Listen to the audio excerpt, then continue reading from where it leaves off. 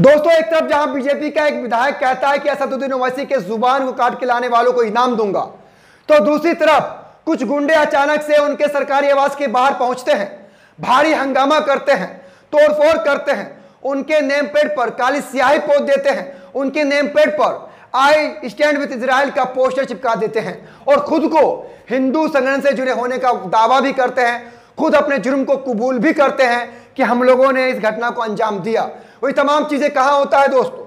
दिल्ली में, राजधानी दिल्ली में, वो भी असदुद्दीन ओवैसी के सरकारी आवास के सामने। अब समझिए, एक तरफ बीजेपी का विधायक ये कहता है कि असदुद्दीन ओवैसी के जुबान को काट के लाने वालों को मैं इनाम दूंगा, तो वहीं कुछ संगठन के लोग ये कहते हैं कि असदुद्दीन ओवैसी के जुबान को काट के लाने वालों को हम 10 लाख रुपए देंगे। तो वहीं कुछ गुंडे बेखौफ होकर, निडर होकर उनके आवास के सामने जाकर बखेरा भी करना शुरू कर देते हैं। लगातार असदुद्दीन ओवैसी इन लोगों के निशाने पर है।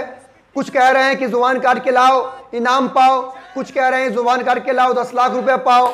इस बीच जो गुंडे उनके आवास पहुंचते हैं, इनकी मंशा क्या थी? क्या इनकी मंशा बीजेपी विधायक का जो कहना था वो तो नहीं थी? ये बहुत बड़ा सवाल है दोस्तों। और सवाल प्रशासन से भी है कि कैसी सुरक्षा व्यवस्था है कि दिल्ली राजधानी में एक सांसद के घर पर कभी हमला कर दिया जाता है, कभी गुंडे जाते हैं, उनके नेम प्लेट पर काली स्याही पोत देते हैं, पोस्टर चिपका देते हैं। लेकिन सुरक्षा के नाम पर आज तक क्या कुछ हुआ आप तमाम लोग जानते हैं दोस्तों। एक अकेला सांसद लगातार इन लोगों के हमले का शिकार हो रहा है।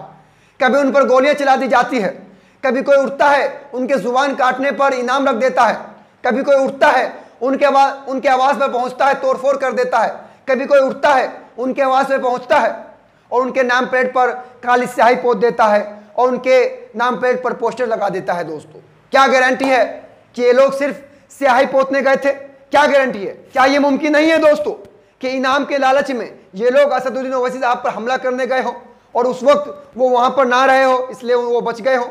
ये बहुत बड़ा सवाल है दोस्तों। मैं पूछना चाहता हूं कि उन्होंने क्या जुर्म कर दिया?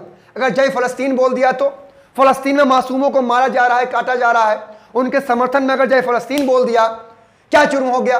और असदुद्दीन ओवैसी साहब ने तो खुला बोल दिया है ना कि आप जाइए, कार्रवाई कीजिए मेरे खिलाफ, मैं तैयार हूं। तो उसके बावजूद बीजेपी का विधायक उनके जुबान को काट के लाने की सुपारी देता है, तो उसके बावजूद कुछ गुंडे उनके आवास में जाकर हो हंगामा करते हैं। आखिर ऐसा क्यों हो रहा है?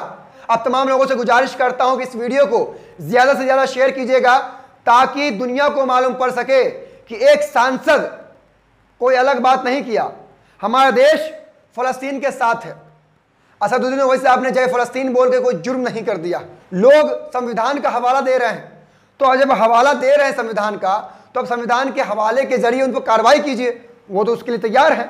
लेकिन इसके बावजूद उन पर हमला करना ये कहां तक ठीक है? इस वीडियो को शेयर कीजिएगा और ध्यान रखिएगा दोस्तों। जय हिंद। मन छोड़ दे, उससे कह दो ये मेरा वतन छोड़ दे, और मजहब है प्यारा जिसे देश से पहले वो इस मिट्टी में होना दफन छोड़ दे। भारत माता की जय, भारत माता की जय, जय श्री राम, जय श्री राम, जय श्री राम, जय श्री राम, जयकारा पीर बजरंगी, हर हर महादेव।